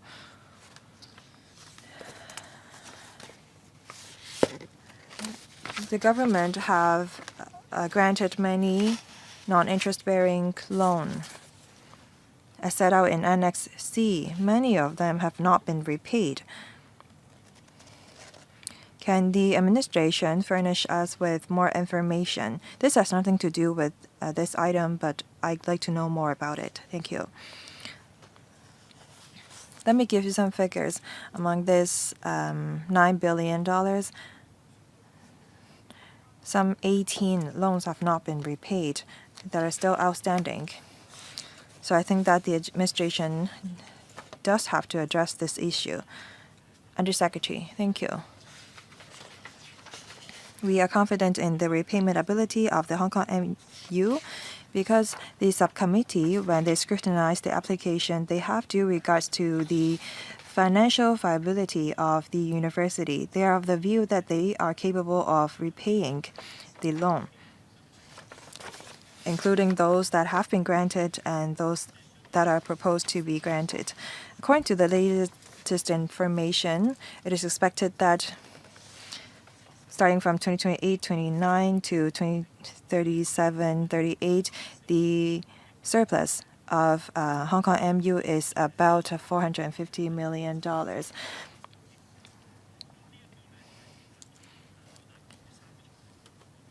I think that this has to do with the average surplus of Hong Kong MU that is about $390 million per academic year.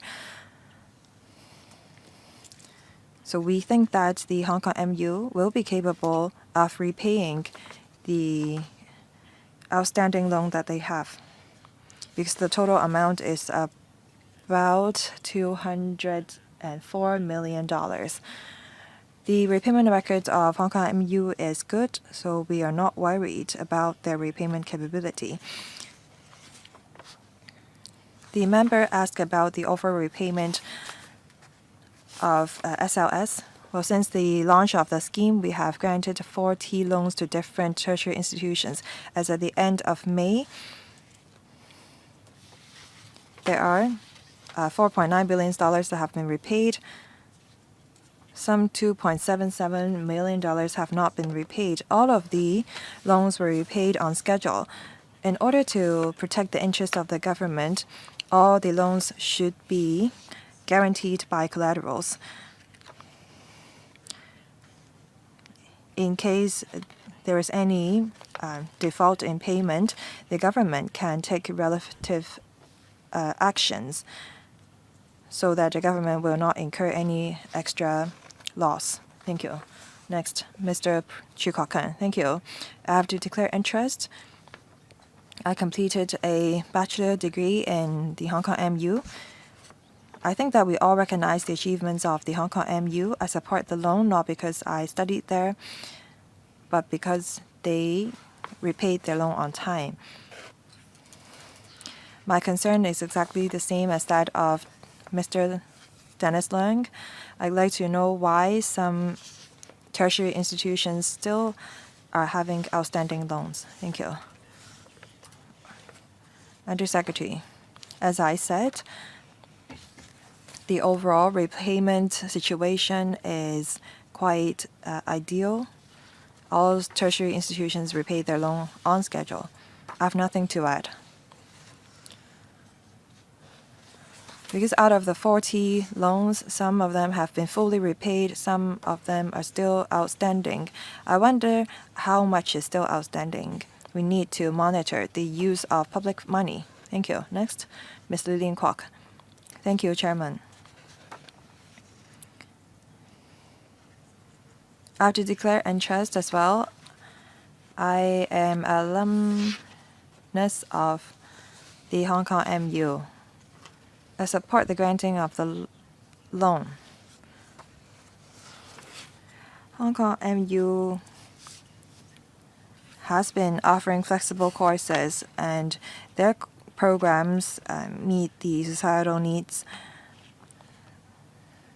I recognize the university's achievements.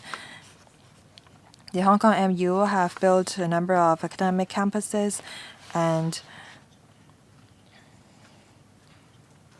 I see that they have made quite good progress.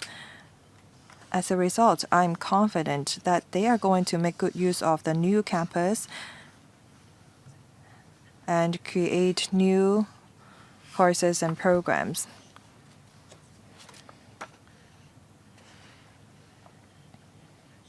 I have some questions. First, Hong Kong MU still have some loans that they have not repaid in full.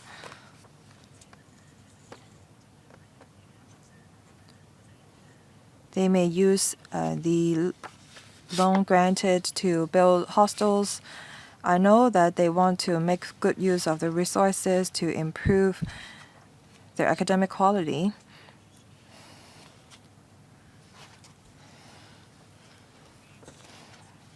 I know that the Hong Kong MU's repayment record is good. I wonder what measures the government will have when they default on the repayment. Will they sell their buildings or campuses? Because take the Chinese university hospitals an example. They defaulted on their payment. I'm confident in Hong Kong MU, but I wonder what the government will do if the Hong Kong MU default on their payment as well. Thank you. Undersecretary. I thank Ms. Kwok for her support.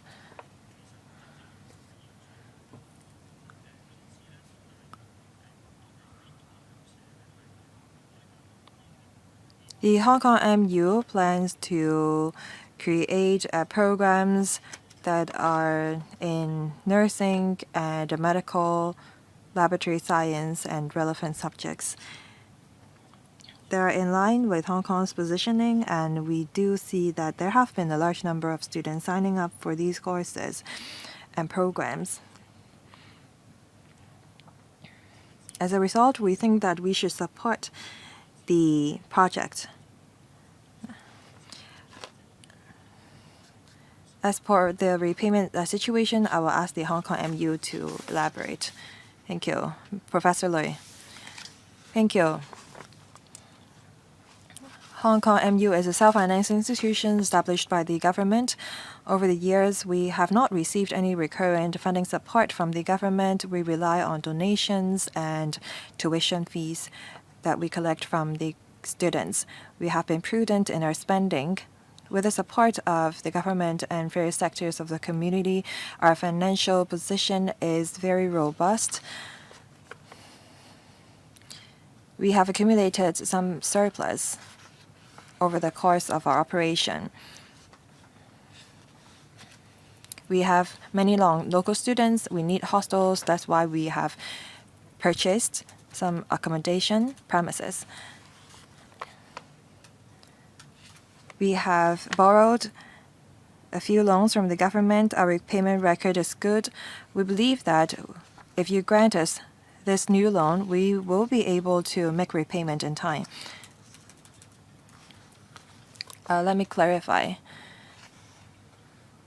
This loan is interest-free, and that's funded by the government. So you cannot say that you do not receive any support from the government. Next, Mrs. Regina. Thank you. The Hong Kong MU used to be the Open University of Hong Kong. As I pointed out to the Vice President, the Hong Kong MU is the first self-financed institution in Hong Kong. I have a question regarding paragraph 8 in the paper. You said that the number of non-local students at Hong Kong MU has doubled. I wonder how many of these non-local students are from the mainland and how many of them are from other countries. Who is going to take the question? Chairman, first of all, I'd like to thank Mrs. Ip for her support. After the Hong Kong MU has become the University of Applied Sciences, last week, we have met and, we and the Secretariat of the Alliance of UAS went to Greater Bay Area cities, and we will go to also other countries to promote the internationalization of the university. I will ask the Hong Kong MU to talk about the number of non-local students they have. Thank you. We have 12,000 undergraduates. About one-third of them, about 6,000 of them, or should perhaps put it this way. Postgraduate and undergraduate students altogether, we have 18,000 of them. One-third of them are non-local students. Among non-local students, 5,900 of them are from mainland Taiwan and Macau. There are about 40 students from other areas. So most of them are from the Greater China area. So do you have any plan to have more students from other Asian countries enroll in your university? You have many applied programs. How will you promote internationalization of your university? We do have such a plan. Procuring hostels is the first step because, well, it's difficult for us to attract other Asian students to our university. On top of that, we have participated in many academic exhibitions. We target Southeast Asian countries and Middle Asia countries along the Belt and Road Initiative. We hope to increase the number of non-local students from other places. Thank you. I support it. I have no other questions. Next, Mr. Lam Chun-sing. University is asking for $1.3 billion. In the past, the government gave out loans of about a few million dollars. So this is a great amount that we are talking about. I hope that there could be great development of the university to ensure its repayment capacity. Well, I'm more concerned about the repayment mechanism. The loans will be repaid in 10 equal annual installments. What if the repayment situation is not ideal or satisfactory? Will you talk to the university? If there is late repayment, will there be fines? This is to ensure deterrence and punctual repayment of the university. Now, these loans will have to be approved by the Finance Committee of this Council. Say there are institutions that fail to repay the loans in time, will the extension of the repayment period have to be approved by the Finance Committee as well? Of course, we want them to be able to repay the loans in time. If we do not extend the repayment period, it's like we are not trying to save the institutions, but we cannot always approve all funding proposals. Also, I see that some self-financing arms of universities also apply for loans, but they are in a better financial positions, while they are self-financing arms, but they are self-financing arms of funded universities. Should resources be focused on self-financing institutions? This is also because we have recently amended the post-secondary ordinance. Should we focus our resources on self-financing institutions registered under the ordinance to better assist their development? This is to make sure effective allocation of resources. Thank you. I think Mr. Lam is very far-sighted. Undersecretary, please. On the repayment of loans, as mentioned just now, we will provide supplementary documents after this meeting. Mr. Lam asked whether institutions can apply to extend the repayment period. Well, indeed. In February 2010, the Finance Committee approved that for loans borrowed after May 2008 for constructing new campuses, if the relevant institutions have financial difficulties, after the payment of the first 5 installments, they may apply to the Education Bureau to extend the repayment period. They may extend the repayment period to no more than 20 years. To ensure effective allocation of resources for loans that are not repaid for the first 10 years, well, as mentioned, this is a no-interest loan. For those after the 10 years, the installments will have to be paid at the no-gain, no-loss rate. Take June 2025 as an example. The yearly interest rate is about 2.4%. I hope this answers Mr. Lam's question. On the application eligibility of the loans, well, having considered that we have recently amended the post-secondary ordinance, we will have a full review of institutions' eligibility on applying for loans in future. Dr. David Lam, I believe some new programs will be offered by the Metropolitan University. How many of these programs will be healthcare related? And will there be hostels for students? Also, you have the Jockey Club campus now, as well as the Jockey Club Institute of Healthcare. And how will you make use of the old or existing campus and the new campus? Under Secretary, well, the university is positioned as a hub for community health and wellness. So some programs are healthcare or nursing related. I'll ask the universities to supplement. On the new campus, 8 new programs will be offered there. One new program is radiology, that's diagnostic radiography. Other programs concern esports and psychology. We are offering 8 programs on the new campus. This is because we want to release spaces from other existing campuses. The proposed campus is positioned as a hub for community health and wellness, and it will serve as an extension of the Jockey Club Institute of Healthcare. And we offered a nursing program there, and we also offered physiotherapy programs.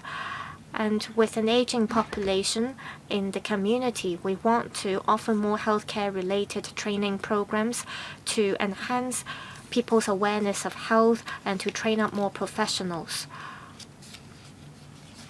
So apart from nursing, psychology, and diagnostic radiography, we will also offer medical laboratory science in the new campus.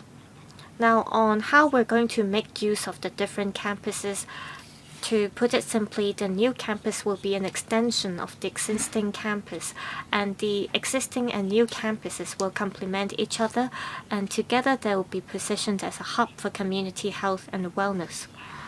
That's a very clear explanation. Next, Mr. Benson Look. The Metropolitan University is asking for a $1.3 billion loan. This is to extend the existing campus. Well, from the business sector's perspectives, this is a borrowing of loan to expand existing businesses. Well, the government is striving to build Hong Kong into an international education hub, so I in principle support this proposal. I have 3 questions. I'd like to seek clarification from the administration as well as the university. We see that because of the low birth rate, we have a decline in student population. According to the paper, the Metropolitan University expects that by 2034 and 2035, there will be an increase in students admitted.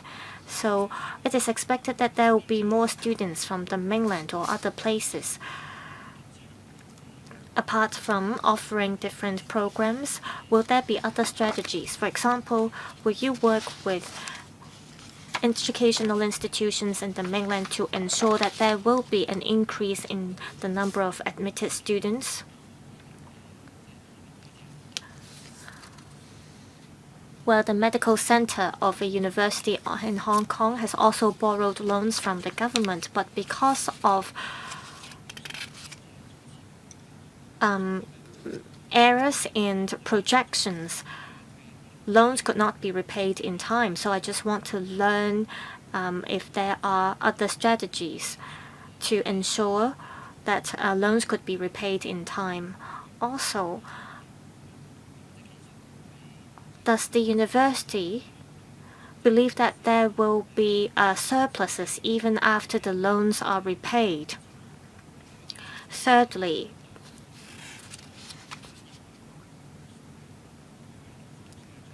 I understand that the Metropolitan University has been acquiring student hostels. Apart from government loans, will loans be able to be provided by other financial institutions to the university? Undersecretary.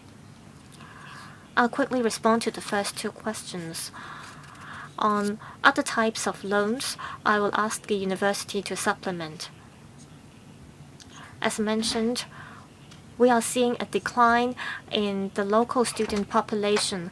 However, through the Alliance of University for Applied Sciences and the Metropolitan University itself, they have been working very hard to promote their programs in Belt and Road countries, for example, to attract non-local students to come study in Hong Kong. Last week, we visited Guangdong, and we understand that in the coming 10 years, the number of students taking part in the high school exam in Guangdong will increase by at least 10,000 per year. So what matters is we have to ensure the quality as well as the level of competitiveness of our programs. We hope that through this kind of loan schemes, we can enhance teaching facilities of local institutions as well as the relevant ancillary facilities. If we're able to achieve that, I believe we can definitely attract students from different places to study in Hong Kong. Now, on the question about surplus, after repaying the loans to the government, the Metropolitan University in the coming 10 years will have enough surplus even with the repayment of annual installments. Well, there are 3 minutes left until we conclude the meeting, so I will extend the meeting by 15 minutes. Well, even with a low birth rate, we are seeing an increase in the number of non-local students. With the help of the Education Bureau, we can have a cap of 40% instead of 20% in terms of the number of non-local students admitted. Also, we've got feedback from students. They are becoming more confident and interested in the programs offered by our university. That's why we are seeing a double-digit growth in terms of the number of applications we receive annually. And we will continue to promote our programs through different strategies. Now, on the question about surpluses, we expect that in the coming 10 years, we will have a $300 to $400 billion of fund every 3 years. So even if we have to repay the loan in future, we will be in a sound financial position.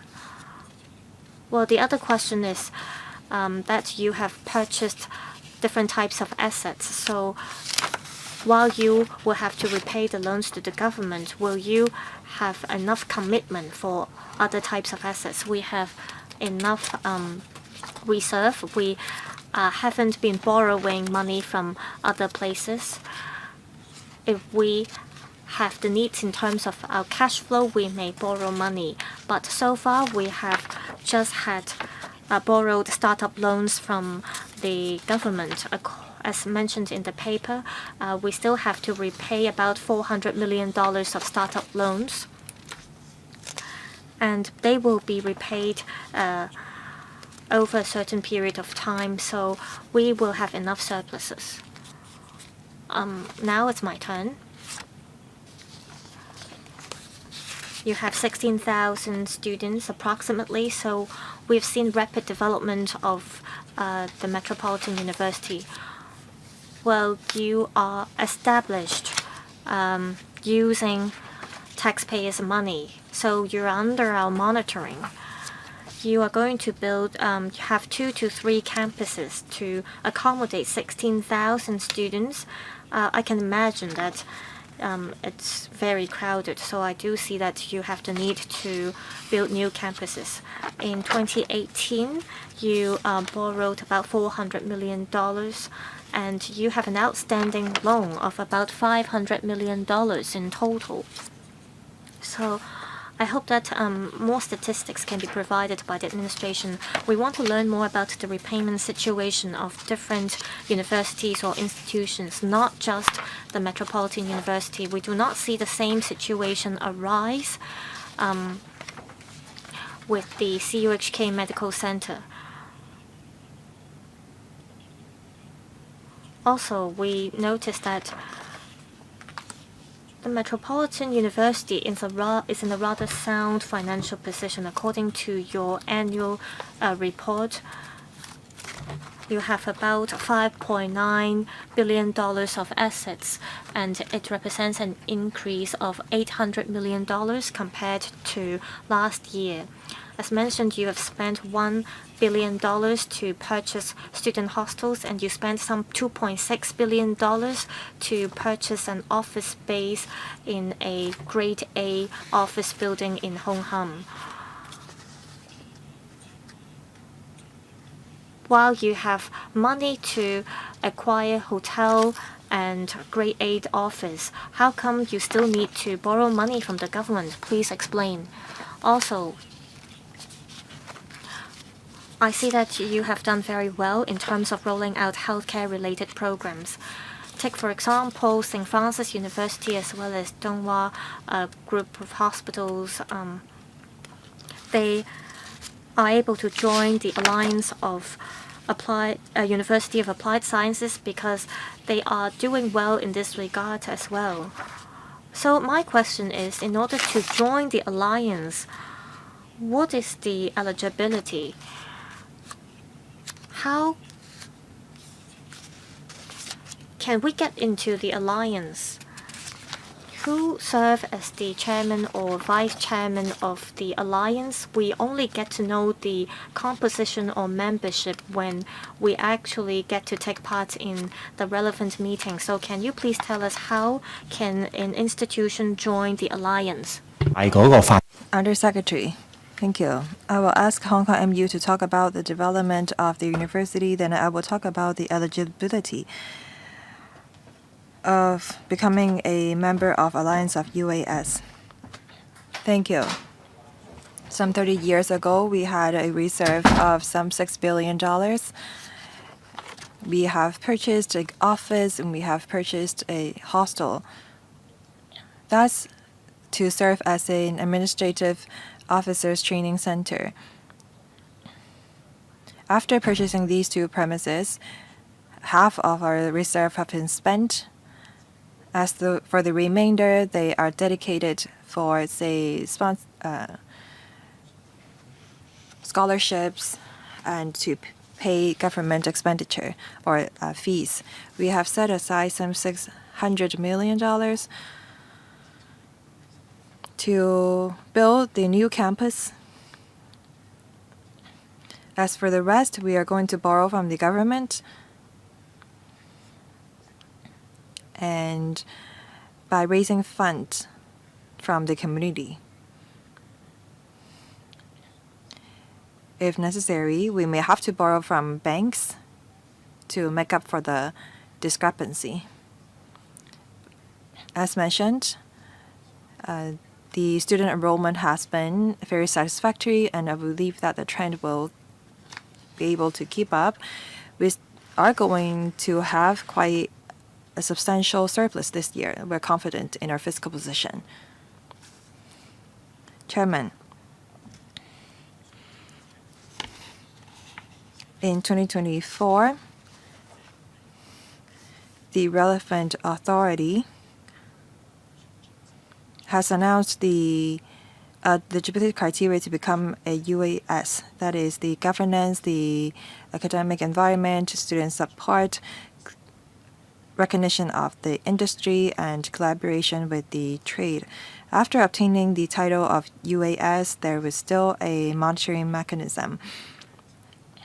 As for the alliance of UAS, there are quite a number of members that are post-secondary institutions. For institutions that want to become a UAS, they can keep in touch with us. The Alliance organizes many activities and events. As mentioned, we're going to promote the Alliance and we are going to conduct delegation visits. We welcome any institutions participating in these events.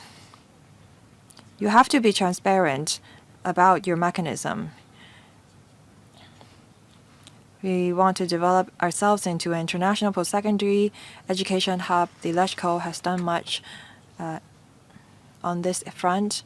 I left this meeting because I had to talk to the chief executive on how we can turn ourselves into an international post-secondary education hub.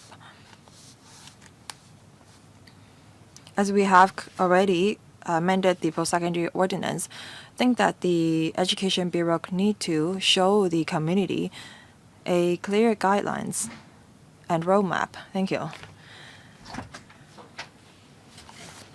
If there's no other questions, well, I believe that no member objects to the submission of this funding proposal to the Finance Committee for discussion.